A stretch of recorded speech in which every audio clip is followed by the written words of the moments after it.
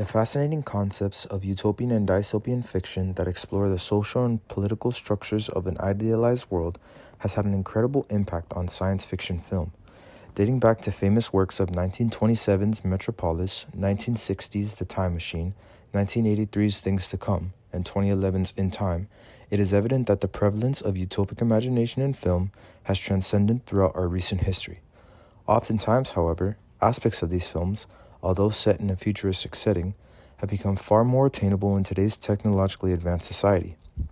Utopic imaginations that once seemed impossible, such as space projects, resolutions to global challenges, technological engineering, etc., are now in practicable discussions and works. Within this presentation, however, while I wish to explore the technology emergent from utopic science fiction film, I also wish to link this idea with the inevitable fall of said utopia by mankind. If advancements once imagined in utopian settings are emerging in our current reality, who is to say the destruction of our soon-to-become technological utopia won't do the same? Will such predictions in utopian science fiction film and literature, both technological and collapse, become our unavoidable future? Is dystopia avoidable? Only time will tell. Two films that thoroughly showcase utopianism in science fiction with such a means of technology that can emerge into our current society is Demolition Man and Elysium. Demolition Man takes place in a future pacifist utopian city called San Angeles. Here, a police officer, John Spartan, is brought out of a frozen incarceration known as cryo-prison to pursue an old ultraviolet nemesis that is loose in a non-violent future society. Some of the 1993 technological advancements imagined in this utopian society, however, were spot on for what has come about in today's world. These utopic predictions included self-driving cars, video conferencing, voice-activated technology, and touchscreen tablets, all accessible technology we have today. Yet in this utopia, humans can be cryogenically preserved and brought back to life.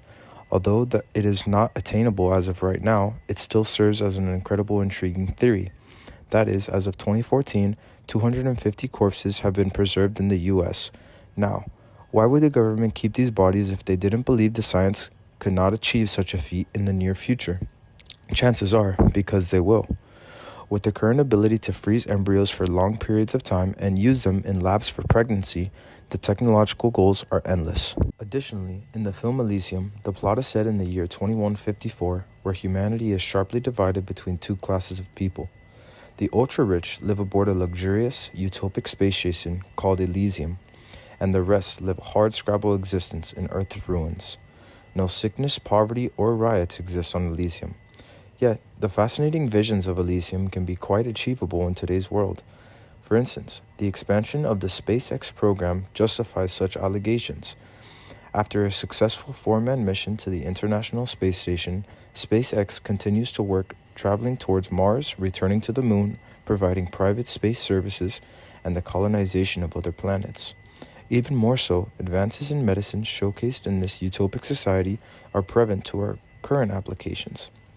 That is, CAR-T cell therapy, the process of re-engineering a patient's own immune cells to attack cancer, is a breakthrough in immunotherapy that was of such utopic visions in Elysium. While it is extremely fascinating how utopic imaginations can manifest into real-world technological advancements, it is also important to consider the consequence of such utopic visions in a modern society. With support from previous course readings, mankind is often the cause of utopic destruction and failure through unruly desires or actions. For instance, the motives in ancient myths, Hesiod, Genesis, and Critias emphasize such effects. In Hesiod, society was a utopia prior to the opening of Pandora's box, where one's curiosity led to the release of physical and emotional curses on mankind. Genesis followed the same manner, where Adam and Eve lived in a perfect society until the apple was eaten, similarly releasing sin into the world. Likewise, Critias explored the inevitability of man falling into collapse by desires of possessing and transcending power. Accordingly, if these historic texts declared the inevitable fall of utopic visions through some humanistic sin, the next essential question to ask is, how did these films play out? In Demolition Man, the major theme is that of power and how the decisions of a few can oppress the will of many. This power, however, is not always aligned with a large subset of what the population wants, leading to ruin, battle, and utopian catastrophe. Rather, in Elysium, two classes of people fight for equality and power, with battle, death, and torment arising. It follows that what utopian individuals have, dystopian individuals crave. Such an imbalance of nature is a recipe for human sin and the ultimate cause of visionary culminations. Now, while it is not entirely accurate to say that since the technological predictions in the utopian-based films came true in today's society, our soon-to-come technological utopian future will have a similar weight of destruction, much like in the discussed ancient myths and film storyline, it is accurate, however, to point out why the inevitability of utopic destruction exists. It dwindles down to imagination.